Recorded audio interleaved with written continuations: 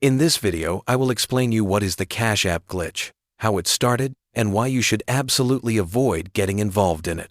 Originally, Cash App was having some technical issues, where customers were being charged twice for transactions. After the company fixed the issue, some users discovered that they could input any amount of money into the app, and it would appear as if the funds were deposited into their account, even though that money didn't actually exist. This quickly became known as the Cash App glitch.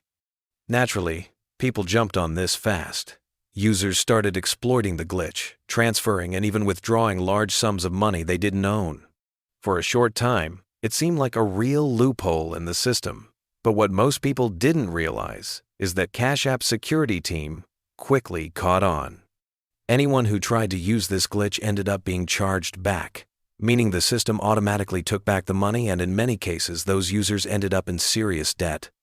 Remember, Cash App is a multi-billion-dollar company. There's no way they would let something like this go unchecked. In their terms of service, it's clearly stated that if you attempt to withdraw funds that aren't actually yours, Cash App can freeze your account, withhold your funds, or even take legal action to recover the money. If you fail to pay back what you owe, they can escalate the issue and pursue it through legal channels. So, is the glitch still happening?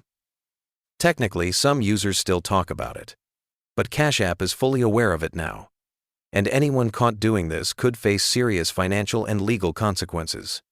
If you've just heard about this so-called glitch and are thinking of trying it, don't. It's not real, it's not worth it, and you could end up ruining your credit, losing your account, or getting sued.